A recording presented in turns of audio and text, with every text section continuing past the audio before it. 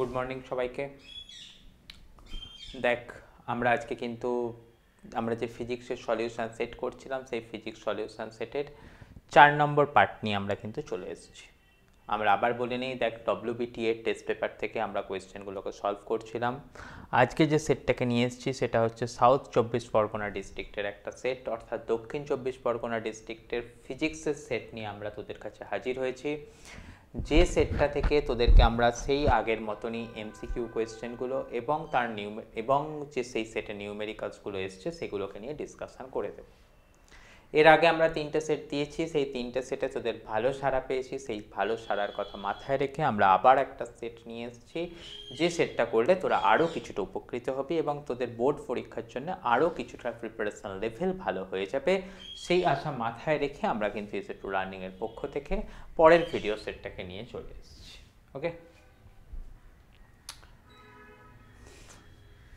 তাহলে আশা করবো তোরা সেটাকে ভালো করে ফলো করবি এবং করে তোদের পরীক্ষার প্রিপারেশানটাকে আরও একটু বেটার তরফেতে নিয়ে চলে যাবি। তো চল, আমরা আর কথা না বাড়িয়ে আমরা পরের কথাতে চলে যাব। যে কথাতে আমাদের চলে আসছে কি, দেখ যে এমসিকিউ কোয়েশ্চেনগুলো আমরা করব এবারেতে। দেখ, আমাদের এই সেটটার প্রথমেতেই যে কোয়েশ্চেনটা আছে, অর্থাৎ দক্ষিণ 24 পরগনা ডিস্ট্রিক্টের ফিজিক্সের ফার্স্ট এমসিকিউ যেটা আমরা দেখতে পাচ্ছি, সেটাতে দেখ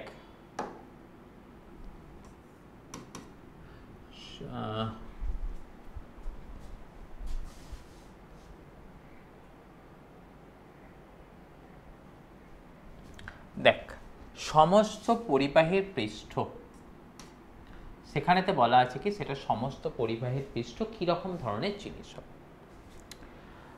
আমরা সবাই জানি যে সমস্ত পরিবাহীর পৃষ্ঠ থেকে ইলেকট্রিক ফিল্ডগুলো কি হয় না, লম্বালম্বিভাবে বা পারপেন্ডিকুলার ডিরেকশানে বাইরের দিকে বেরোয়। পারপেন্ডিকুলার ডিরেকশানে বাইরের দিকে বেরোয় মানে কি, সেখানে সেই যে সারফেসটা আছে সেই সারফেসটা সবাই একই পোটেন্সিয়ালে আছে। অর্থাৎ আমরা বলবো কি সমস্ত পরিবাহীর পৃষ্ঠ আমাদের কিন্তু হবে কি সমবিভব তল। অ্যাটলিস্ট আমাদের ক্লাস 12-এর সিলেবাস অনুযায়ী। যদি আমরা হায়ার অর্ডার সিলেবাসে যাই তখন আমরা দেখতে পারবো কি যে কিছু কিছু জায়গাতে সেগুলো সমবিভব তল নাও হতে পারে। যেমন ধরে নে আমাদের অ্যান্টেনার ক্ষেত্রে আমরা জানি কি রেডিয়েশন হয়, সেখানে অ্যান্টেনার ক্ষেত্রে সেই তলটা সমবিভব তল কিন্তু নাও হতে পারে। কিন্তু আমাদের অ্যাটলিস্ট ক্লাস 12-এর সিলেবাস অনুযায়ী আমরা মাথায় রাখবো কি সমস্ত পরিবাহের পৃষ্ঠ হয় কি সমবিভব তল। ওকে, তাহলে এর ব্যতিক্রমও একটা আছে যেটা আমাদের জাস্ট ওদের ইনফরমেশনের জন্য রেডি করিয়ে রাখলাম। এর ব্যতিক্রম বা কিছু কিছু ক্ষেত্রে যেটা হয় না তার একটা এক্সাম্পল, সেটা আসছে কি না অ্যান্টেনা। ওকে, তাহলে আমরা দেখে নিলাম কি সমস্ত পরিবাহের পৃষ্ঠ কিরকম হয়, অর্থাৎ 1 নম্বর এমসিকিউ আমরা সলভ করলাম। 2 নম্বর এমসিকিউ কি বলছে দেখে নেওয়া যাক। দেখ, এম ভ্রামক বিশিষ্ট দুটি একই রকমের দ্বন্দ্বচুম্বককে পরস্পরের সাথে সমকোণে আবদ্ধ করে। ওকে, তাহলে দুটো দ্বন্দ্বচুম্বক, তাদের চৌম্বক ভ্রামক বলে দেওয়া আছে কত পারে এম, তাদেরকে সমকোণে আবদ্ধ করা আছে। মানে সিচুয়েশনটা কীরকম দেখতে পাচ্ছি, দেখ এই একটা ম্যাগনেট, তার সাথে আরও একটা ম্যাগনেট এরকমভাবে সমকোণে দেওয়া আছে। ধরে নে এখানটাতে এদিকটাতে ছিল কিন্তু সাউথ পোল, এদিকটাতে ছিল নর্থ পোল।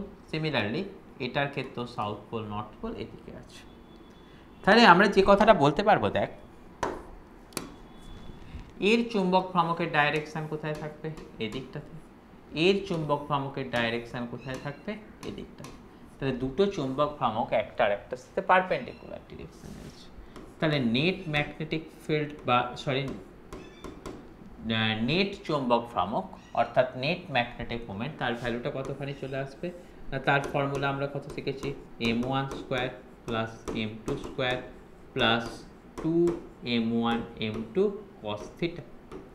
এখানে তো দেখ থিটার মান 90 ডিগ্রি, তাই উত্তরটাতে পেয়ে যাব কত, √m1 square plus m2 square.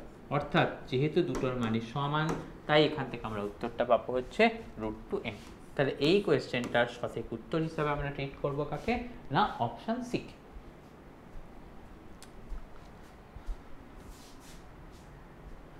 পরের কোয়েশ্চেনে চলে আয়। পরের কোয়েশ্চেন কি বলছে দেখ, যে অ্যাম্পিয়ার আওয়ার আমাদের কিসের একক? আচ্ছা দেখ, আমাদের এখান থেকে পাচ্ছে কি অ্যাম্পিয়ার আওয়ার। অ্যাম্পিয়ার মানে কি? অ্যাম্পিয়ার মানে হচ্ছে কারেন্ট, আওয়ার মানে হচ্ছে কি ঘন্টা। তাহলে সেখান থেকে কি পাচ্ছি আই ইন্টু টি। সেটা কার জিনিস হতে পারে? সেটা আই ইন্টু টি মানে আমরা সবাই শিখেছি Q equal to I into T.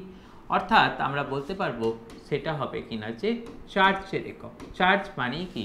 Charge মানেই হচ্ছে আমাদের তড়িৎ আধান।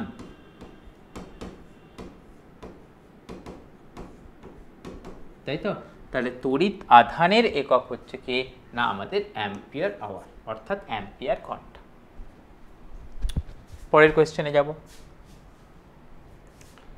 কি বলে দেয়া আছে দেখ, যে একটি সুষম তড়িৎ ক্ষেত্রে ইলেকট্রনের গতির সঞ্চার পথ।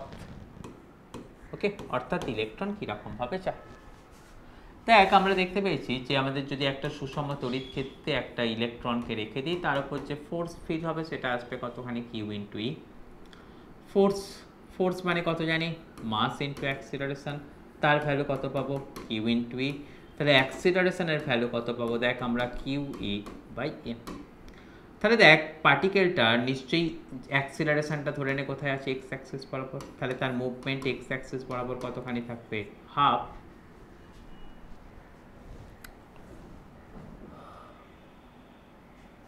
Of A into T square.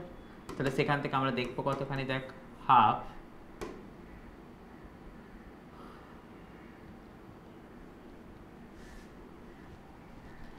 Into Q E by M into T square. তাহলে আমরা এখান থেকে দেখতে পাচ্ছি দেখ এক্স সেটা আসছে কি প্রপোর্শনাল টু টি স্কোয়ার। তাহলে দেখ আমাদের এক্স ইজ প্রপোর্শনাল টু যদি টি স্কোয়ার হয়, আমরা সেখান থেকে বলতে পারবো কি তার পার্টিকেলটা সময়ের সাথে সাথে কীরকম হচ্ছে না আমাদের পরাবৃত্তের মতন ব্যবহার করছে। কিন্তু যদি আমাদের এখান থেকে তার সঞ্চার পথের কথা বলা হয়, সঞ্চার পথের কথা বললে কি দেখবো দেখ, পার্টিকেলটার ওপর ফোর্স দিয়েছে কোন দিকেতে? এদিকে। পার্টিকেলটার মুভমেন্ট কোন দিকেতে হয়ে যাচ্ছে? এদিকেতেই হয়ে যাচ্ছে। অর্থাৎ যেদিকেতে ফোর্স পার্টিকেলটা সেই দিক বরাবরই মুভ করছে, অর্থাৎ সেটাতে আমাদের বলবো কি সেটা সরল রেখা বরাবর মুভ করছে। তাই যদি শুধু সঞ্চার পথের কথা বলা হয় সেখানে উত্তর দিয়ে দেবো কি সরল রৈখিক। আর যদি আমাদের সময়ের সাথে সম্পর্কের কথা বলে তাহলে আমরা সেখানটা থেকে বলে দেবো কি সেটা হচ্ছে কি আমাদের পরাবৃত্তের মতন ব্যবহার করবে। ওকে,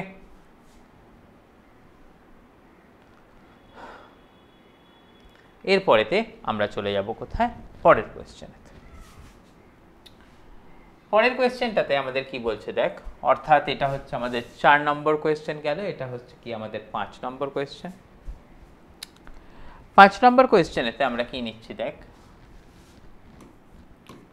রোধ হিসাবে চোক কয়েল ব্যবহার করা হয় কোথায়? না নর্মাল বর্তনীতে, আমাদের এই ডিসি বর্তনীতে তো আর চোককে ব্যবহার করা হয় না, আমাদের কোথায় ব্যবহার করা হয় না এসি বর্তনীতে ব্যবহার করা হয়। তার পারপাস কি না কারেন্ট ফ্লোকে রেজিস্ট করা। তাহলে আমাদের রোধক হিসাবে কোথায় ব্যবহার করি? এসি বর্তনীতে ব্যবহার করি। তাহলে আমাদের এটা সঠিক উত্তর হিসাবে আমরা কি বলবো? এসি বর্তনীতে রোধক হিসাবে আমরা কাকে ব্যবহার করি? না চোককে ব্যবহার করি। এরপরেতে চলে আয় তোরা তার পরের কথায় কি আছে দেখ, অয়স্চুম্বক পদার্থ। অয়স্চুম্বক পদার্থ বলতে আমরা সবাই কি শিখেছি? সেটাকে আমরা শিখেছি হচ্ছে যে তোর ফেরোম্যাগনেটিক মেটেরিয়াল। আমরা সবাই জানি দেখ ফেরোম্যাগনেটিক মেটেরিয়ালগুলো কে কে হয় না, দেখ সবাই শিখেছি আয়রন, কোবাল্ট, আমরা শিখেছি কি নিকেল। এগুলো সবাই জানি কি সাধারণত সেগুলো কি হয় না, সাধারণত সেগুলো হয় হচ্ছে আমাদের কঠিন পদার্থ। কিছু কিছু স্পেশাল কেসে অর্থাৎ আয়রন অক্সাইডের কিছু কিছু মেটেরিয়াল যারা তরল হয়, স্পেশাল কিছু কিছু মেটেরিয়াল ফেরোম্যাগনেটিকের আমাদের হতে পারে কি স্পেশালি সাম আয়রন অক্সাইড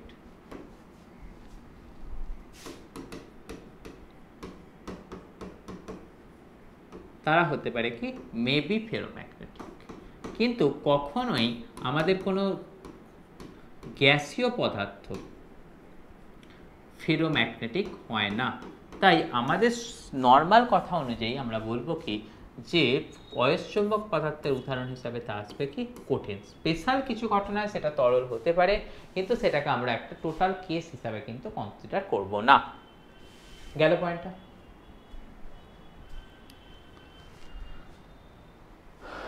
পরের কথা, অর্থাৎ 6 দাগের কোশ্চেন, যেখানে তো আমাদের বলছে কি মিউ হচ্ছে চৌম্বক ভেদ্যতা, এপসাইলন হচ্ছে কি তড়িৎ ভেদ্যতা। তাহলে তড়িৎ চৌম্বকীয় তরঙ্গের বেগ কত আসবে?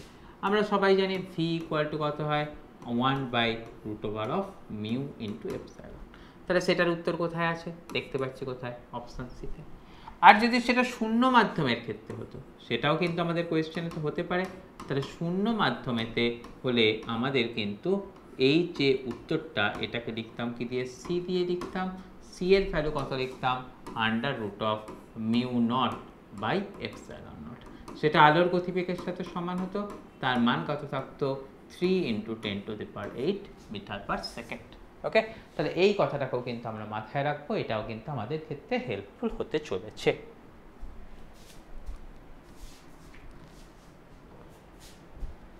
আচ্ছা, এরপরেতে আমরা চলে আসছি কোথায় দেখ, এরপরেতে চলে আসছি আমাদের 7 দাগের কোয়েশ্চেনে। 7 দাগের কোয়েশ্চেনে তো আমরা দেখছি কি যে তাপমাত্রা বৃদ্ধি পেলে মাধ্যমের পরম প্রতিসরাঙ্ক কি হবে। আমরা সবাই জানি টেম্পারেচার বাড়লে কি হয়, যে মলিকুলগুলোর মধ্যে ডিস্টেন্স অনেক বেড়ে যায়। বেড়ে গেলে কি হবে, কোনো মেটেরিয়ালস তার মধ্যে দিয়ে ইজিলি একদিক থেকে আরেক দিকে প্রোপাগেট হয়ে যেতে পারবে। তাহলে যদি আমাদের ইজিলি একদিক থেকে আরেক দিকে প্রোপাগেট হয়ে যায়, তখন কি তার স্পিড বেড়ে যায়। তাহলে আমরা বলছি কি দেখ কথাটা,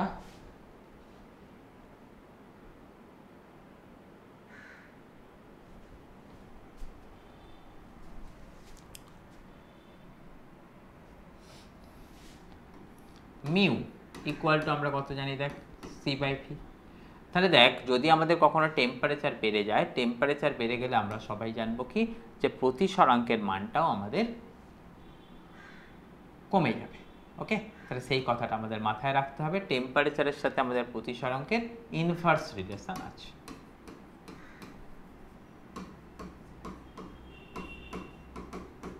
ওকে, তাহলে এখান থেকে আমরা বলে দেব কোনটা না, মাধ্যমের প্রতিসরাঙ্ক হ্রাস পাবে। পরের কথা দেখ, অর্থাৎ আমাদের এটা পেয়ে যাচ্ছে কোনটা, 7 দাগ গেল, এটা পাচ্ছি কোনটা আমাদের 8 দাগের কোয়েশ্চেন, যেখানটাতে আমরা বলছি কি দেখ নিচের কোন ঘটনাটা হাইগেন্সের তরঙ্গমুখ নির্মাণ দ্বারা ব্যাখ্যা করা যায় না। আমরা সবাই জানি কি হাইগেন্সের নির্মাণ অর্থাৎ ওয়েভ অপটিক্স দ্বারা কাকে ব্যবহার করা যায়, প্রতিফলনকে তৈরি করা যায়, প্রতিসরণকে বলা যায়, অপবর্তনকে বলা যায়। তাহলে কোনটাকে ব্যবহার করা যায় না, নিশ্চয়ই বর্ণালীর উৎসকে ব্যাখ্যা করা যায় না। তাহলে এরকমভাবে এটাও একটা সহজ কোয়েশ্চেন, সেটাকেও কিন্তু তোরা অ্যান্সার করে দিবি। এরপরেতে দেখ যেটাতে আমরা চলে যাব 9 দাগের কোয়েশ্চেনে।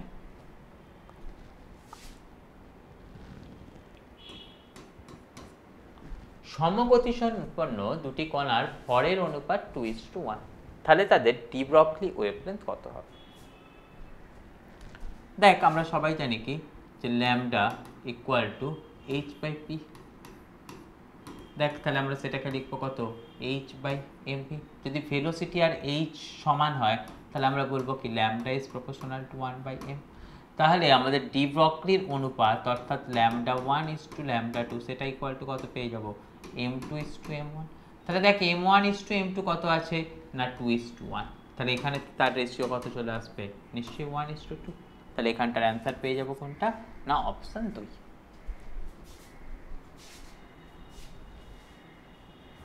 আচ্ছা, এরপরে তো দেখ যদি আমরা 10 দাগের কোয়েশ্চেনটাকে নিয়ে দেখি, 10 দাগের কোয়েশ্চেনটা কি বলছে দেখ, যে একটি জেনারেটরের আবিষ্ট তড়িৎ প্রবাহের অভিমুখ নির্ণয়ের জন্য কোনটি ব্যবহার করা হয়। আমরা সবাই শিখেছি কি দেখ বামহস্ত নিয়ম ব্যবহার করা হয় কোথায়, বামহস্ত নিয়ম ব্যবহার করা হয় মোটরের ক্ষেত্রে। ডান হস্ত নিয়ম কোথায় ব্যবহার করা হয়, ডান হস্ত নিয়ম ব্যবহার করা হয় জেনারেটরের ক্ষেত্রে। ওকে, তাহলে দেখ আমাদের অভিমুখ নির্ণয়ের জন্য এটা কি আছে, জেনারেটর। জেনারেটরের জন্য তাহলে আমাদের কোন সূত্র ব্যবহার করব, নিশ্চয়ই ফ্লেমিং এর ডান হস্ত নিয়মকে আমরা ব্যবহার করব। তাহলে একদম সহজ সেট, তোরা বুঝতে পারছিস, তোদের এটাকে সব আরামসে করে ফেলা উচিত। এরপরেতে আমরা চলে আসবো কি এই সেটের পরের কোয়েশ্চেন, অর্থাৎ সেটা আসছে কি আমাদের 11 দাগের কোয়েশ্চেন। সেখানেতে দেখ কি দেখতে পাচ্ছি, এইচ প্লাস আর এইচ এর প্রথম বোর কক্ষের কক্ষপথের ব্যাসের অনুপাত কত আসবে। ব্যাসের অনুপাত আর ব্যাসার্ধের অনুপাত সেম হয়, তাহলে ব্যাসার্ধের অনুপাতের জন্য আমাদের ফর্মুলা জানা আছে, আর ব্যাসের অনুপাত তাহলে আমরা সেখান থেকে আরামসে বলে দিতে পারবো। দেখ আমরা জানি কি ব্যাসার্ধ সেটার ফর্মুলা কত হয়, সেটা শিখেছি কত, দেখ N square A by Z, তাই তো। তাহলে দেখ প্রথম কক্ষ, তাই সেটার ক্ষেত্রে কত আসবে, এন ইকুয়াল টু 1। এ মানে আমরা কত শিখেছি সবাই জানি, সেটা হয় হচ্ছে 0.53 অ্যাংস্ট্রম। ওকে, এরপরেতে আমাদের কথা চলে আসছে কি জেড। তাহলে দেখ এই পুরো ঘটনাটা, এটা তো সবার ক্ষেত্রে কনস্ট্যান্ট, এটার কথাটাও তাহলে আমার কিছু কাজে লাগছে না। তাহলে বেসিক্যালি আমি বলতে পারছি কি যে রেডিয়াসের ভ্যালুটা r1:r2 সেটা কতখানি আসবে না, তোর z2:z1, তাই না। তাহলে আমি কার কার বলছি, দেখ হিলিয়ামের সাথে হাইড্রোজেন, হাইড্রোজেনের ক্ষেত্রে আমাদের কত হয় 1, হিলিয়ামের ক্ষেত্রে মানে হিলিয়ামের হচ্ছে যে তো 2 আর হাইড্রোজেনের হচ্ছে কত 1, তাহলে z2:z1 মানে আমরা কতখানি পাচ্ছি 1:2, মানে হাইড্রোজেনের ইস্টু হিলিয়াম। তাহলে এখান থেকে হাইড্রোজেনের হচ্ছে কত 1, হিলিয়ামের হচ্ছে কত 2, তাহলে এখান থেকে আমরা লিখে দিচ্ছি কত 1:2।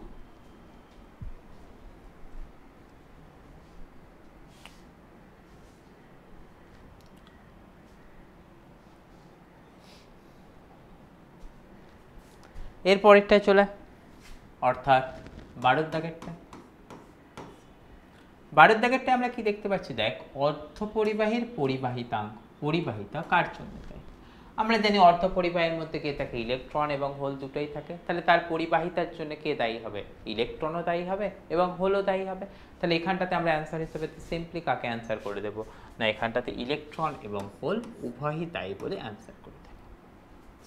গেল। এরপরেতে দেখ আমাদের 13 কোয়েশ্চেনে চলে যাব।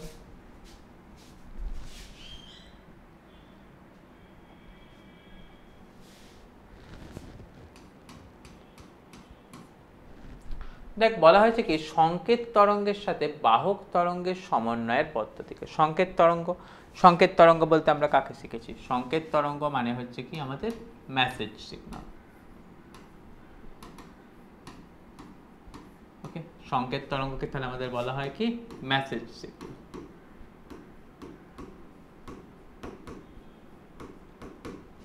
এরপরে তো আমাদের কি আছে, দেখ বাহক তরঙ্গ। বাহক তরঙ্গকে আমরা কি শিখেছি, ক্যারিয়ার সিগন্যাল। ওকে, তাহলে বাংলায় তাকে বলছে কি আমাদের বাহক তরঙ্গ। এই দুটোকে যদি আমরা মিক্স করে দিই, তাহলে আমরা যে জিনিসটা পাই বা যে ঘটনাটা পাই সেটাকে বলি কি আমরা মডুলেটেড ওয়েভ।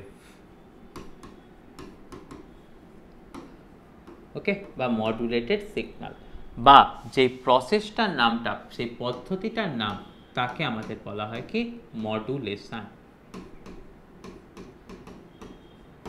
ওকে, তাহলে আমাদের এখান থেকে উত্তর কোনটা পেয়ে যাব না, মডুলেশন। বোঝা গেল পয়েন্টটা। এরপরেতে এই সেটে যে যে নিউমেরিক্যালসগুলো এসেছিল সেই নিউমেরিক্যালসগুলোকে আমরা দেখে নেব। তার আগে তোরা একটুখানি ব্রেক নিয়ে নে, ব্রেক নিয়ে তোরা এখানটা থেকে যে সমস্ত ঘটনাগুলো আছে সেই সমস্ত ঘটনাগুলোকে একবার দেখে নে। সমস্ত যে 14টা এমসিকিউ, 13টা এমসিকিউ কেন হলো আমি জানি না, কোথাও আমি হয়তো দাগ নাম্বার একটা মিস করে গেছি, তো টোটাল 14টা থেকে একটা কোথাও হয়তো মিস হয়ে গেছে। এনি হাউ যা কিছুই হোক না কেন, আমরা এবারেতে নিউমেরিক্যালের সেটটা করব। ফর দ্য টাইম বিং একটু রেস্ট নিয়ে তোরা বাকি জিনিসটাকে একবার ফলো করে দেখে নে।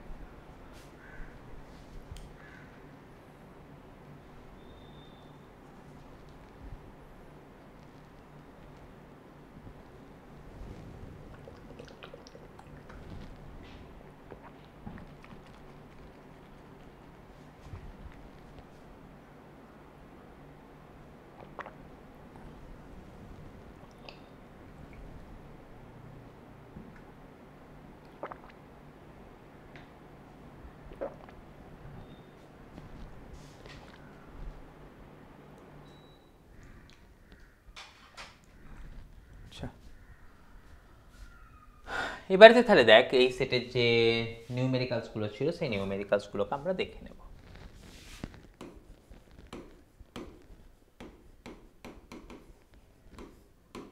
ওয়ান দিয়েছে কি দেখ নিম্নলিখিত সমীকরণে n এর শক্তির মান নির্ণয় করো, যেখানেতে বলা আছে কি 1h2 প্লাস 1h2, সেখান থেকে হয়েছে কি 2h3 আর হয়েছে কি আমাদের দেখ না n। ওকে, তাহলে আমরা এখান থেকে দেখতে পাচ্ছি দেখ 1h2 এর বন্ধন শক্তি বলা আছে কত 2.23 MeV, রাইট?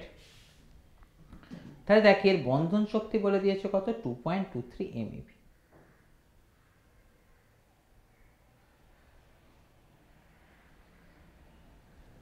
ওকে, তাহলে আমরা এখান থেকে কি কি দেখতে পাবো দেখ,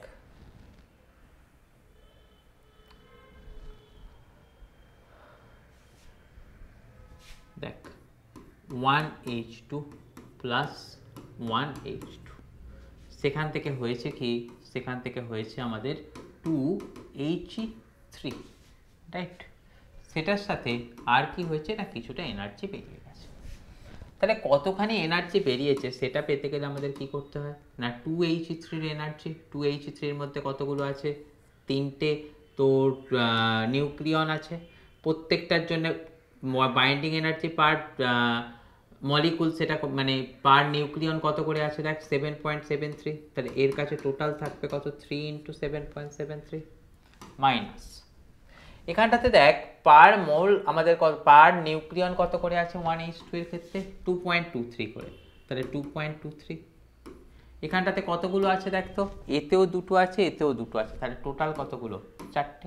তাহলে এই ডিফারেন্সটা করলে আমরা কত পাচ্ছি দেখ, ক্যালকুলেটরই আমি করি,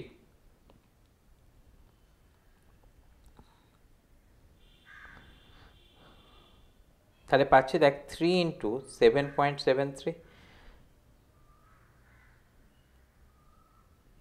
মানে পাচ্ছি হচ্ছে 23.19 মাইনাস 2.23 × 4, 2.23 × 4, তাহলে সেটাকে আমরা পাচ্ছি কত দেখ 8.93। তাহলে এই দুটোকে আমাকে বিয়োগ করতে হবে, তাহলে এই দুটোকে বিয়োগ করলে আমি কত পাচ্ছি দেখ তো 23.19 মাইনাস 8.93, তাহলে সেখান থেকে আমরা পাচ্ছি কি যে 14.26 মেগা ইলেকট্রন ভোল্ট। ওকে, তাহলে এত পরিমাণ শক্তি কিন্তু আমাদের নির্গত হবে। ওকে, তাহলে এটাকে আমাদের এরকমভাবে দেখে নিতে হচ্ছে। এখান থেকে একটুখানি তোদের এখান থেকে টাইপিং মিস্টেক হয়ে গেছে, এটা কিন্তু তোরা দেখে নিবি, এটা হবে কি He3 বলে হবে। ওকে, তাহলে এই পার্টটাকে তোরা কিন্তু সবাই দেখে নিচ্ছিস।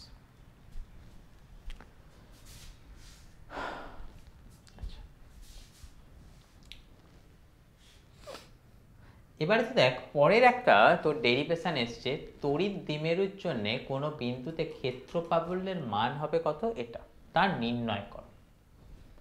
ওকে, এবারেতে কথা আসছে কি দেখ এটা একটা ইটসেলফ নিউমেরিক্যালস নয়, এটা একটা কোয়েশ্চেন, কিন্তু এখানটাতে যেহেতু টাইপ হয়ে গেছে এটা ডেরিভেশন, এটা কোয়েশ্চেন এলে ধর 2 মার্কস কি 3 মার্কসের কোয়েশ্চেন আছে, কিন্তু তোদের বইগুলোতে দেখবি এটা অনেক বড় ডেরিভেশন আছে, সেটা যাতে ছোট করে করে দেওয়া যায় তার জন্যই এই কোয়েশ্চেনটাকে এখানেতে নেওয়া হয়েছে, নিয়ে আমাকে এটাকে দেখে নিতে হবে কীরকম কথা কীরকমভাবে অ্যাপ্রোচ করব সেটাকে আমরা একটু দেখব। দেখ ফার্স্ট আমাদের দুটো ফর্মুলা সবার জানা আছে, কার জন্যে না ইলেকট্রিক ডাইপোলের জন্য। কী কী ফর্মুলা আমাদের সবার জানা আছে দেখ ইলেকট্রিক ডাইপোলের। ইলেকট্রিক ডাইপোলের জন্য আমরা সবাই শিখেছি কি অ্যাক্সিয়াল পয়েন্ট, অর্থাৎ অ্যাক্সিসের উপরেতে কোনো পয়েন্টে যদি আমাদের ইলেকট্রিক ফিল্ডের ভ্যালুকে বের করতে হয় তার ভ্যালু কতখানি থাকে না 2kp/r3 হলো। আর আমরা সবাই শিখেছি ইলেকট্রিক ডাইপোলের ক্ষেত্রে আরও একটা ফর্মুলা, সেটা হচ্ছে কি ইকুয়াটোরিয়াল পয়েন্টে ইলেকট্রিক ফিল্ডের ভ্যালু, তার ভ্যালু যেটা থাকে সেটা হচ্ছে কি আমাদের kp/r3। এবারেতে তোরা সিচুয়েশনটাকে এখানটাতে আয় দেখ বোঝার চেষ্টা কর। দেখ ইলেকট্রিক ডাইপোল, এই ইলেকট্রিক ডাইপোল, এদিকটাতে ধরে নে মাইনাস কিউ চার্জ আছে, এদিকটাতে আছে কি প্লাস কিউ চার্জ আছে।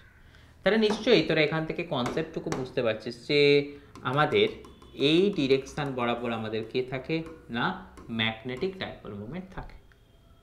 আমাদের ধরে নে এই সেন্টার থেকে এইখানে, অর্থাৎ যেটা আমাদের কোয়েশ্চেনে বলে দেওয়া আছে কত আর ডিস্টেন্স দূরে, আর ডিস্টেন্স দূরে আমরা কি করেছি একটা পয়েন্ট পি নিয়েছি, ওকে, যেটা আমাদের এই অনুভূমিক তলের সাথে থিটা অ্যাঙ্গেলে আছে।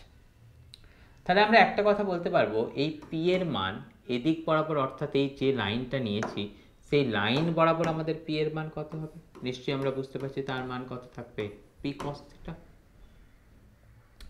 আর দেখ পি বিন্দুতে আমরা বলতে পারবো কি তার যে ডাইপোল মোমেন্টের ভ্যালুটা হবে পি বিন্দুতে আমাদের ইকুয়াটোরিয়ালের হিসাবে আমাদের কি করতে পারবো বল, এদিক বরাবর চলে গেছে পি, তাহলে এই দিক বরাবর কি থাকবে আমাদের পাবো হচ্ছে কত পি সাইন থিটা, তাই না?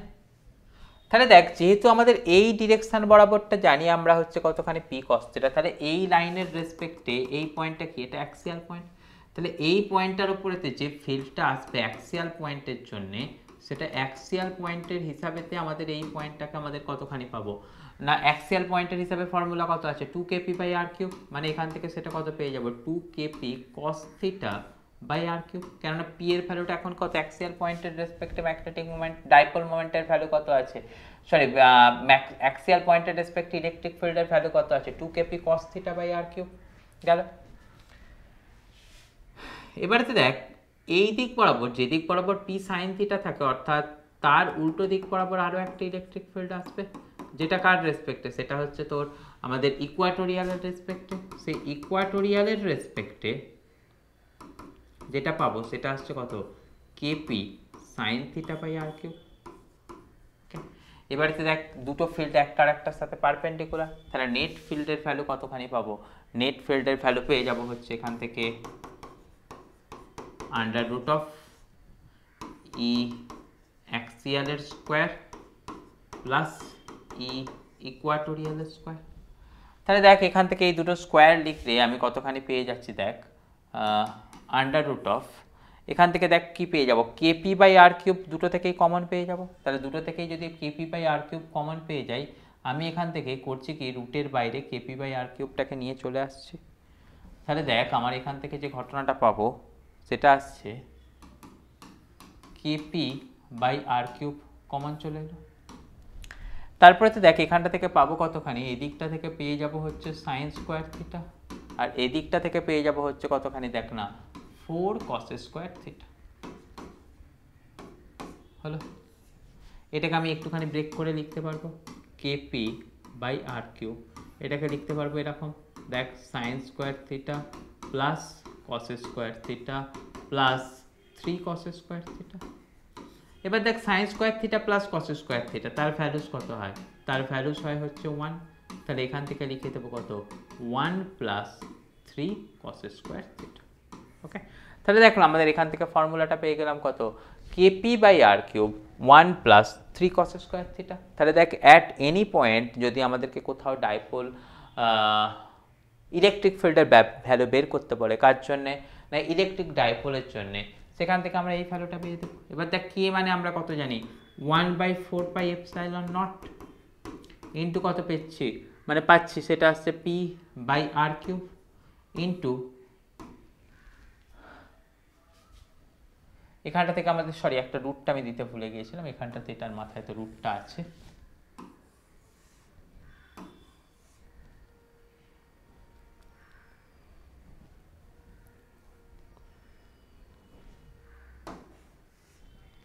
One plus 3 cos square theta, ওকে।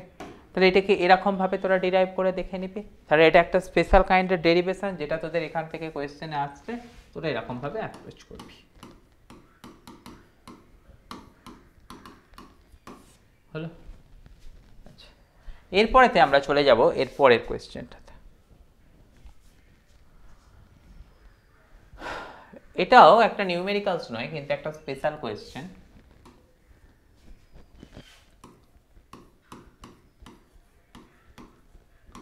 যে স্পেশাল কোয়েশ্চেনটাতে বলা আছে কি যে কলকাতার বিনতি কোণ হচ্ছে 31 ডিগ্রি, এর মানে দেখ আমরা সবাই শিখেছি কি বিনতি কোণ, সেই বিনতি কোণের বাংলা কি মানে ইংলিশ টার্ম কি হয় angle of dip. Angle of টিপটা কি ছিল না এরকমভাবে কোনো একটা ম্যাগনেটিক নিডল থাকলে ম্যাগনেটিক নিডলকে আমরা যদি ফ্রিলি সাসপেন্ড করে দিই, সে কী করে না কোনো একটা পার্টিকুলার জায়গাতে গিয়ে কী করে এরকমভাবে নিচের দিকে ঝুঁকে পড়ে। কতখানি ঝুঁকে পড়ে না সেটা হচ্ছে অ্যাঙ্গেল অফ টিপ। ওকে, তাহলে নর্মাল সময়তে যে কোনো জায়গাতেই তুই যদি ম্যাগনেটিক নিডলকে রেখে দিস, সে কিন্তু এরকম সোজা থাকতে পারে না, সে কী করে না একটুখানি নিচের দিকে ঝুঁকে পড়ে। তাহলে হরাইজন্টালের সাথে সে একটা অ্যাঙ্গেল করে নিচের দিকে ঝুঁকে পড়ে, যতটা অ্যাঙ্গেলে ঝুঁকে পড়ে তাকে আমরা বলি কি অ্যাঙ্গেল অফ টিপ। কলকাতার ক্ষেত্রে যদি আমরা কোনো ম্যাগনেটিক নিডলকে রেখে দিই, সে কী করে না নিচের দিকে আমাদের 31 ডিগ্রি অ্যাঙ্গেলেতে ঝুঁকে পড়ে। তাহলে আমাদের এখান থেকে মানে অ্যান্সার করতে বললে কি বলবো না, সেটা হচ্ছে কি কলকাতাতে অর্থাৎ এখানেতে যদি আমরা একটা ম্যাগনেটিক নিডলকে রাখি, অর্থাৎ চৌম্বক শলাকাকে রাখি, এখানে চৌম্বক শলাকা রাখলে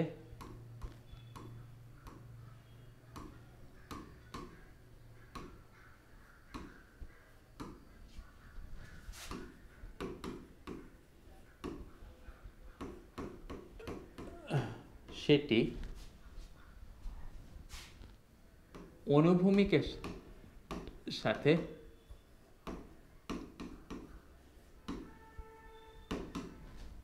সেটি অনুভূমিকের সাথে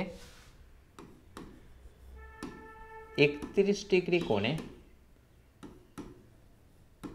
আনত থাকবে।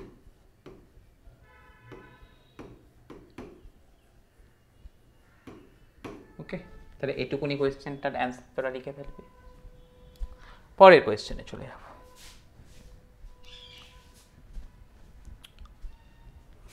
পরের কোয়েশ্চেন কি বলছে দেখ, যে কাঁচের কোনো একটা নির্দিষ্ট বর্ণের আলোর জন্যে সংকট কোণ হচ্ছে কত 40 ডিগ্রি, তার সমাবর্তন কোণ এবং প্রতিসারক কোণের মান নির্ণয় করো। ওকে, তাহলে দেখ সংকট কোণকে আমরা কি দিয়ে লিখি, সি দিয়ে লিখি, তার মান দিয়ে দেওয়া আছে কত 40 ডিগ্রি। আমরা সবাই শিখেছি সংকট কোণের ক্ষেত্রে কি হয়, সাইন সি ইকুয়াল টু লিখি কত 1/μ। ওকে, তাহলে আমরা এখান থেকে কি লিখতে পারবো দেখ, সাইন 40 ডিগ্রি ইকুয়াল টু 1/μ। তাহলে সেখান থেকে আমরা যদি মিউ এর ভ্যালুটা ক্যালকুলেট করি, সেটা পেয়ে যাবো কত দেখ 1/sin 40 ডিগ্রি। একবার তোরা ক্যালকুলেশন করে দেখে নে তো 1/sin 40 ডিগ্রির ভ্যালুটা কত আসছে। 1 ডিভাইডেড বাই sin 40 ডিগ্রি।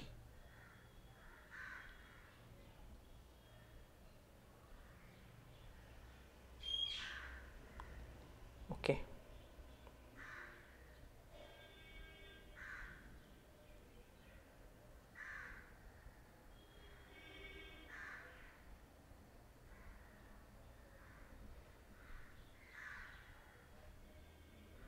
আচ্ছা মোটামুটি এটা যেটা পাচ্ছি আমরা ভ্যালুটা, সেটা পাচ্ছি হচ্ছে যে তোর 1.55 এর কাছাকাছি।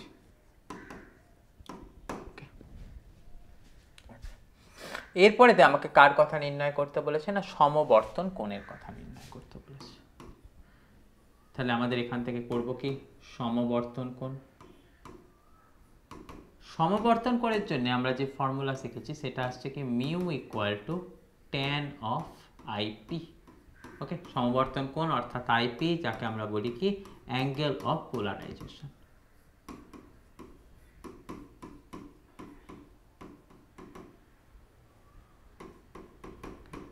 তাহলে দেখ সেখান থেকে আমরা পেয়ে যাব কি IP equal to tan inverse of mu. এবার দেখ মিউ এর ভ্যালু আমরা বের করলাম কত 1.55, তাহলে এখান থেকে লিখবো কত ট্যান ইনভার্স অফ 1.55। তাহলে একবার দেখে নিতে ক্যালকুলেট করে ট্যান ইনভার্স অফ 1.55 কত আসছে।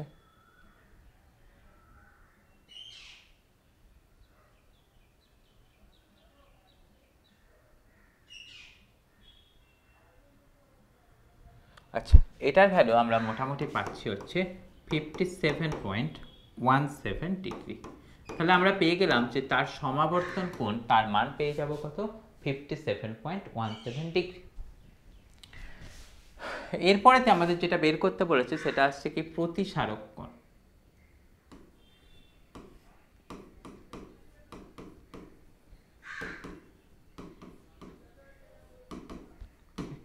প্রতিসারক কোণের মান সবসময় আমরা জানবো কতখানি হয় 90 degree minus of polarisation angle. তাহলে দেখ 90 ডিগ্রি মাইনাস আইপি করলে কত পাচ্ছি দেখ 90 ডিগ্রি মাইনাস 57.17 ডিগ্রি। তাহলে দেখ 90 থেকে 57.17 বাদ দিয়ে দে, তাহলে এখানটা থেকে যেটা পাচ্ছি 32.83 ডিগ্রি। ওকে, তাহলে এরকমভাবে আমরা কোয়েশ্চেনটাকে সলভ করে নেব। সমবর্তন কোণ বের করতে দিলে আমরা বের করব কত, মিউ ইকুয়াল টু ট্যান আইপির ফর্মুলা থেকে।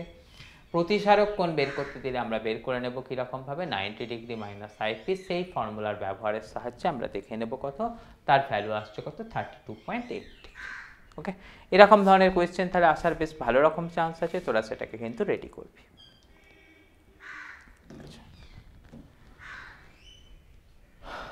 এরপরেতে আমরা পরেরটাতে চলে আসব। পরেরটাতে আমাদের কি কথা বলা আছে দেখ, টাংস্টেন। ওকে, টাংস্টেনের আমাদের বলা আছে কি, টাংস্টেনের বলে দেওয়া হয়েছে যে সূচনা তরঙ্গ দৈর্ঘ্য হচ্ছে কতখানি, 2400 অ্যাংস্ট্রম। ওকে, তার মানে সূচনা তরঙ্গ দৈর্ঘ্য মানে আমরা সেটাকে বলি কি ল্যামডা ম্যাক্সিমাম, তার ভ্যালু কত দিয়ে দেওয়া হয়েছে দেখ 2400 অ্যাংস্ট্রম। হলো, আচ্ছা, এর ওপর 1600 তরঙ্গ দৈর্ঘ্যের আলো ফেললে, অর্থাৎ লাইট যেটাকে ইনসিডেন্ট করা হচ্ছে তার ভ্যালু হচ্ছে কতখানি 1600 অ্যাংস্ট্রম। হলো, দিয়ে বলেছে যে কার্য আপেক্ষকের মান কত আসবে। ওকে, এবার দেখ কার্য আপেক্ষক মানে আমরা সেটাকে কি দিয়ে লিখি, ফাই দিয়ে লিখি, সেটার ভ্যালু আমরা সবাই শিখেছি কত, এইচসি বাই ল্যামডা ম্যাক্সিমাম। এটা অ্যাংস্ট্রমে আছে, অ্যাংস্ট্রমে থাকলে আমরা সবাই শিখেছি 12400কে আমাকে কি করতে হয়, 12400কে এরকমভাবে লিখতে হয়, 12400 সরি এইচসিকে লিখতে হয় কত, 12400 ইলেকট্রন ভোল্ট ইন্টু অ্যাংস্ট্রম। নিচে কত আছে ল্যামডা ম্যাক্স, তার ভ্যালু আমরা পেলাম কত 2400 অ্যাংস্ট্রম। তাহলে দেখ দুদিক থেকে অ্যাংস্ট্রম বেরিয়ে যাবে, 0 0 0 0 বেরিয়ে যাচ্ছে, পাচ্ছি কত দেখ তো 124/24 ইলেকট্রন ভোল্ট। তাহলে দেখ কার্য আপেক্ষক, সেই কার্য আপেক্ষকের মান কত পেয়ে যাব, 124/24। তাহলে সেটাকে ক্যালকুলেট করে দেখে নেওয়া যাক, 124 ডিভাইডেড বাই 24।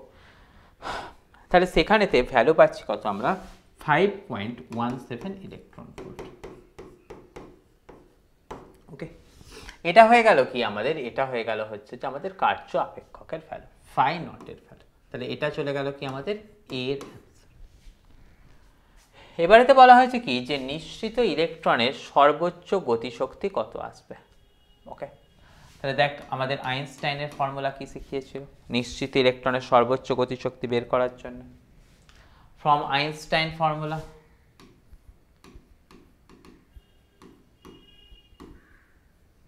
আইনস্টাইনের ফর্মুলা থেকে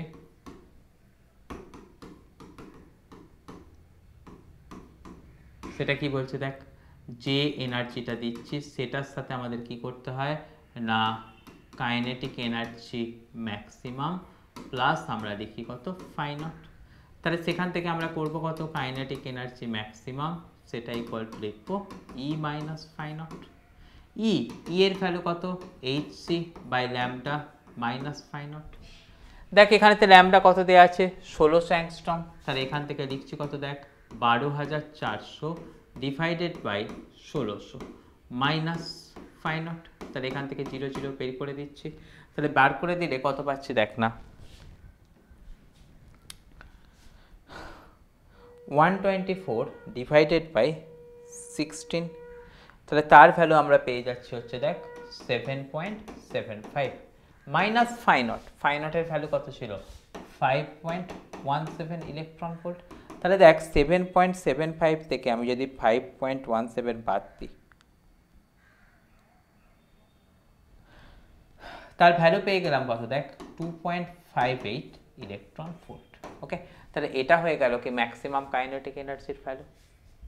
এবারেতে দেখ আমাদের বের করতে বলেছে কি নিরতি বিভব ব্যবহার করো। নিরতি বিভব মানে কি, কাইনেটিক এনার্জি ম্যাক্সিমামটাকে বাইরের দিকের পোটেনশিয়ালকে দিয়ে নালিফাই করতে হবে, যেটা দিয়ে নালিফাই করতে পারবো সেটাকেই আমরা বলছি কি নিরতি বিভব। তাহলে দেখ নিরতি বিভব ক্যালকুলেশন করার সময় আমাকে কি করতে হয় না, কাইনেটিক এনার্জি ম্যাক্সিমাম সেটা ইকুয়াল টু করতে হয় কি ই ইন্টু ভি। ওকে, এখানে এই যে ভিটা সেটাকেই বলা হয় কি স্টপিং পোটেনশিয়াল বা নিরোধী বিভব। তাহলে সেই ভি এর ভ্যালু কত পেয়ে যাবো দেখ, কেই ম্যাক্স ডিভাইডেড বাই ই। কেই ম্যাক্সের ভ্যালু কত পেয়েছি দেখ, 2.58 ইলেকট্রন ভোল্ট। তাকে যদি ইলেকট্রনের চার্জ দিয়ে ভাগ করি যেটা পাবো সেটা আসছে কত, 2.58 ভোল্ট।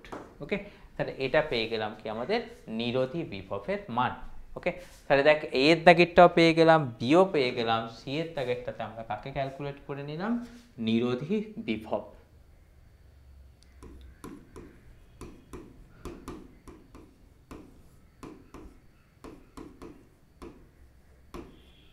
ওকে, যাকে আমরা ইংরেজিতে বলি কি স্টপিং পোটেনশিয়াল।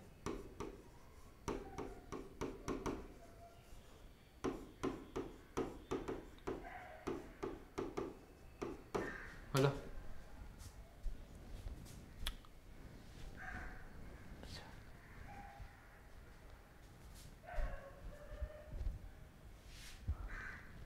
এরপরেতে আমাদের কিসের কথা দিয়েছে দেখ, এরপরেতে আমাদের দিয়ে দিয়েছে এক্স রের কথা। এক্স রের কথা দিয়ে আমাদেরকে কি দিয়েছে দেখ,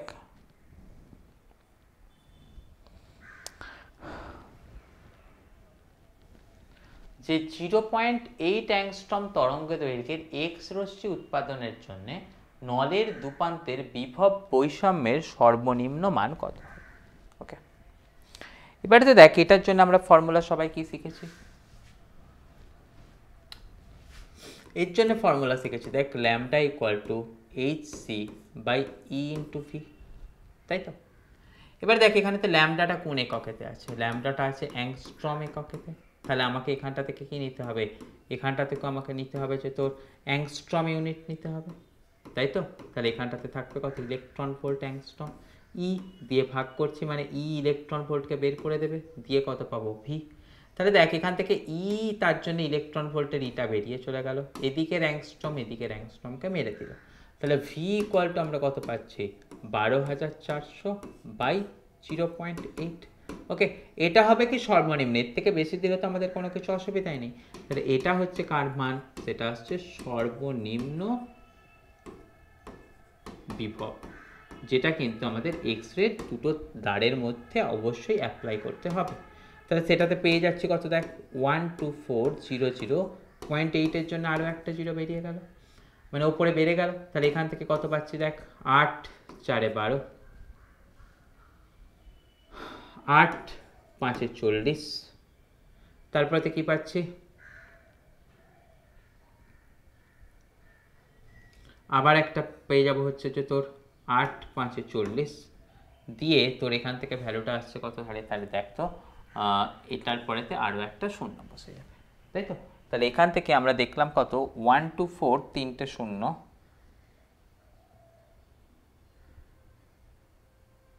12400 ডিভাইডেড বাই 0.8। তাহলে সেখান থেকে আমরা পেয়ে যাচ্ছি কত, সেখান থেকে ক্যালকুলেশনটা করলে আমরা যে ভ্যালুটা পাচ্ছি সেটা আসছে কত, 15,500 ভোল্ট। ওকে, মানে আমরা এটাকে বলতে পারবো কত, 15.5 কিলো ভোল্ট। এতখানি আমাদের বিভব কিন্তু মিনিমাম অ্যাপ্লাই করতেই হবে যদি আমরা 0.8 অ্যাংস্ট্রম তরঙ্গ দৈর্ঘ্যের কোনো এক্স রেকে পেতে চাই। বোঝা গেল পয়েন্টটা?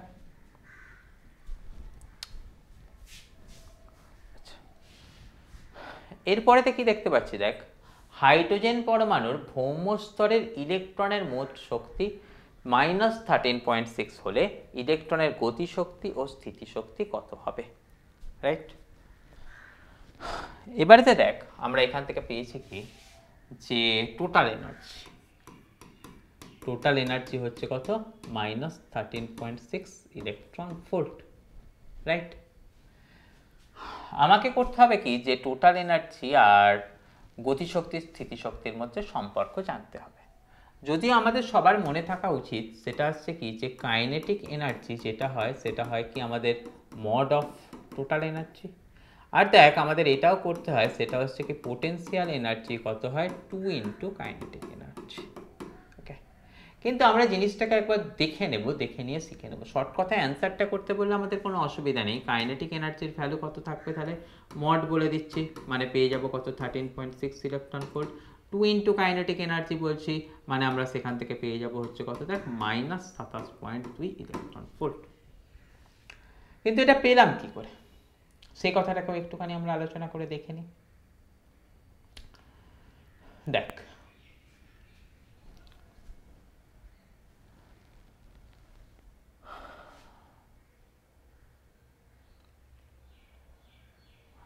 আমাদের এখান থেকে জিনিসটাকে যদি দেখতে হয়, সেটা হচ্ছে দেখ, এই ছিল কি আমাদের হাইড্রোজেন পরমাণু, এখানেতে তার নিউক্লিয়াস ছিল, নিউক্লিয়াসের চারিদিকে ইলেকট্রন ধরে নিয়ে এই দিকটাতে রোটেট করছিল। তাহলে তোরা দেখতে পাচ্ছিস নিউক্লিয়াস আর এটার মধ্যে একটা অ্যাট্রাকটিভ বল থাকবে, যে অ্যাট্রাকটিভ বলটাকে আমরা বলবো কি, যে ইলেকট্রোস্ট্যাটিক অ্যাট্রাকশন। হাইড্রোজেনের কেন্দ্রেতেও একটা তোর প্রোটন থাকে আর বাইরে ইলেকট্রন থাকে, দুটোরই চার্জ সমান, তাই ফোর্সের ভ্যালু আমরা কত লিখবো, ফোর্স ইকুয়াল টু ke²/r²।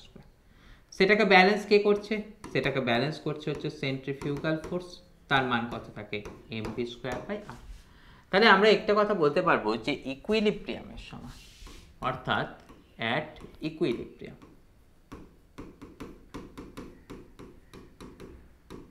ওকে, আমরা কি লিখতে পারবো, দেখ আমরা লিখতে পারবো mv²/r equal to ke²/r। Okay, sorry, mv²/r equal to ke²/r²। এদিক থেকে একটা বেরিয়ে গেল, তাহলে সেখান থেকে পাচ্ছি কত, দেখ mv² ইকুয়াল টু পেয়ে যাবো কত ke²/r। তাহলে এখান থেকে আমরা দুটো সাইডে যদি হাফ মাল্টিপ্লাই করে দিই, হাফ mv², সেটা ইকুয়াল টু কত পেয়ে যাবো ke²/2r। তাহলে এটাই হয়ে যায় কি আমাদের কাইনেটিক এনার্জির মান। ওকে, এবারেতে যদি আমাদের পোটেনশিয়াল এনার্জি বলতে, দেখ আমাদের দেখতে পাচ্ছি কি এই নিউক্লিয়াস আর ইলেকট্রনের মধ্যে দূরত্ব কতখানি আছে, দূরত্ব আছে হচ্ছে যে স্মল আর। তাহলে আমাদের পোটেনশিয়াল এনার্জি, সেটার জন্য আমাদের ফর্মুলা কত শিখেছি, kq1q2/r। এখানটাতে আমরা দেখতে পাচ্ছি কত, দেখ একটা হচ্ছে ইলেকট্রন, একটা হচ্ছে প্রোটন, তাহলে দুটোকে মাল্টিপ্লাই করলে কত চলে আসছে, মাইনাস সামনে চলে আসছে, সেটা পেয়ে গেলাম কত -ke²/r। এবারেতে যদি আমরা বলি টোটাল এনার্জি, তাহলে আমরা সেটাকে বলতে পারবো কত, potential energy plus kinetic energy. তাহলে সেখান থেকে আমরা পাবো কত, দেখ ke²/2r মাইনাস অফ ke²/r, মানে সেখান থেকে পাবো কত -ke²/2r। তাহলে দেখ টোটাল এনার্জি সেটা কি হয়েছে, দেখ কাইনেটিক এনার্জির সামনে একটা মাইনাস বসেছে, তাই আমরা বলবো কি kinetic energy equal to mod of total energy. আর দেখ টোটাল এনার্জিটাকে যদি আমি 2 দিয়ে মাল্টিপ্লাই করি, আমরা কোনটা পেয়ে যাবো, দেখ পোটেনশিয়াল এনার্জি, এটাকে 2 দিয়ে মাল্টিপ্লাই করলেই তো এই ঘটনাটা পাচ্ছি। তাহলে আমরা তাই লিখেছি কি, দেখ potential energy equal two 2 into kinetic energy. তাহলে এটাকে ডিরাইভ করতেও দিতে পারে, আর ডিরাইভ করতে দেয়া ছাড়া সামান্য একটা ছোট্ট অঙ্ক হিসাবেও কিন্তু এরকমভাবে দিতে পারে, এমসিকিউ এর মধ্যেও আসতে পারে, অঙ্ক হিসাবেও আসতে পারে। খুব গুরুত্বপূর্ণ একটা জিনিস, সেটা আসছে কি এনার্জি অফ বোর অরবিট বা এনার্জি অফ হাইড্রোজেন অ্যাটম, সেটাকে কিন্তু তোরা এরকমভাবে অ্যাপ্রোচ করে দেখে নিচ্ছিস। লাস্ট কোয়েশ্চেনে চলে আসবো। কি বলেছে দেখ, যে 99 ওহম রোধ বিশিষ্ট একটি গ্যালভানোমিটারের সাথে 1 ওহম মানের শান্ট যোগ করলে মূল প্রবাহের কত অংশ গ্যালভানোমিটারের মধ্য দিয়ে প্রবাহিত হবে। তাহলে এটার জন্য আমরা একটা সার্কিট ডায়াগ্রাম ড্র করে ফেলি। কিরকম কথা দেখছি দেখ, গ্যালভানোমিটার, গ্যালভানোমিটারের রোধ কতখানি আছে না, এর রোধ আছে হচ্ছে 99 ওহম। ওকে, এর সাথে যে ম্যাক্সিমাম কারেন্ট যায় সেটা হচ্ছে কতখানি আইজি। আমরা এর সাথে শান্টে একটা রেজিস্ট্যান্স যোগ করছি, শান্টে যে রেজিস্ট্যান্সটা যোগ করছি সেটার নাম নিয়ে নিই এস। এস এর ভ্যালু কত দিয়ে দেওয়া আছে, দেখ এস এর ভ্যালু বলা আছে 1 ওহম, তাহলে আমি এটাকে লিখে দিচ্ছি কত 1 ওহম। আমরা কি জানি টোটাল কারেন্ট যে এটা আসছিল সেটার মধ্যে আইজি অ্যামাউন্ট এদিক দিয়ে যাবে, এটার মধ্যে দিয়ে কতখানি যাবে আই মাইনাস আইজি, তাই তো? আমরা দেখ সবাই শিখেছি কি কারেন্ট ডিভাইডার রুল শিখেছি। কারেন্ট ডিভাইডার রুলটা কি ছিল দেখ তো, দেখ আমাদের এই দুটো রেজিস্ট্যান্স আছে, এটা দিয়ে গেল আই, এখানটার মান ছিল কত R1, এটার মান ছিল কত R2। যদি আমাকে বলা হয় R1 এর মধ্য দিয়ে কারেন্ট হচ্ছে I1, R2 এর মধ্য দিয়ে কারেন্ট হচ্ছে I2, সেখান থেকে আমাদের যেটাকে অ্যাপ্লাই করা যায় অর্থাৎ কারেন্ট ডিভাইডার রুলের কথা যদি বলি, সেটাকে আমরা বলবো কি I1 এর মান কত আসবে সেটা বলতে গেলে আমরা বলবো R2 অর্থাৎ উল্টো দিকের resistance divided by total resistance into total current. Similarly যদি বলে I2 তার ভ্যালু কত আসবে, দেখ I2 এর উল্টো দিকে কি আছে R1, তাহলে লিখবো কত R1 divided by R1 plus R2 into total current. সেটাই আমি এখানটাতে অ্যাপ্লাই করব, অর্থাৎ এখানে যেটা অ্যাপ্লাই করব সেটা হচ্ছে কি কারেন্ট ডিভাইডার রুল। সেই কারেন্ট ডিভাইডার রুলকে আমি যদি এখানটাতে অ্যাপ্লাই করি কি দেখতে পাচ্ছি দেখ তো, এটার মধ্যে দিয়ে কারেন্ট আইজি, সেটা ইকুয়াল টু কত পাচ্ছি দেখ উল্টো দিকের resistance divided by total resistance into total current. দেখ এস এর ভ্যালু কত আছে 1 প্লাস 99 ইনটু আই, তাহলে সেখান থেকে কত পাচ্ছি আই বাই 100। ওকে, তাহলে আমাকে বলেছে কি যে মূল প্রবাহের কত অংশ গ্যালভানোমিটারের মধ্য দিয়ে প্রবাহিত হবে, মূল প্রবাহের কত অংশ, তাহলে মূল প্রবাহের কত অংশ বলতে গেলে আমরা কি বলবো IG by I equal to কত আসছে 1/100। তাহলে আমরা বলবো কি মূল প্রবাহের 1/100 ভাগ। ওকে, তাহলে আমরা লিখছি কি দেখো মূল প্রবাহের 1/100 ভাগ গ্যালভানোমিটারের মধ্য দিয়ে প্রবাহিত হবে।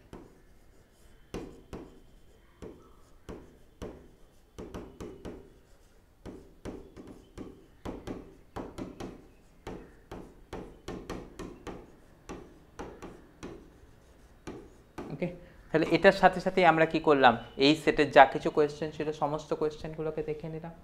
তাহলে আমরা কিন্তু সেট 4টাকেও কমপ্লিট করে নিলাম। তোরা এবারেতে কিন্তু তাহলে 1 2 3 4 4টে সেট তোদের কাছে সলিউশন দিয়ে দিলাম, তোদের আরও 2টো কি 3টে সেট আমি সলভ করে দেবো। ততক্ষণের জন্য তোরা ভালোভাবে পড়াশোনা কর, যতটা পারিস নিজেরাও দেখতে থাক। তো এই কথা আশা রেখে তোরা পড়বি মাথায় রেখে আমি আমার আজকের ক্লাস শেষ করলাম। Okay, bye bye, easy to learning এর পক্ষ থেকে সবাইকে বাই।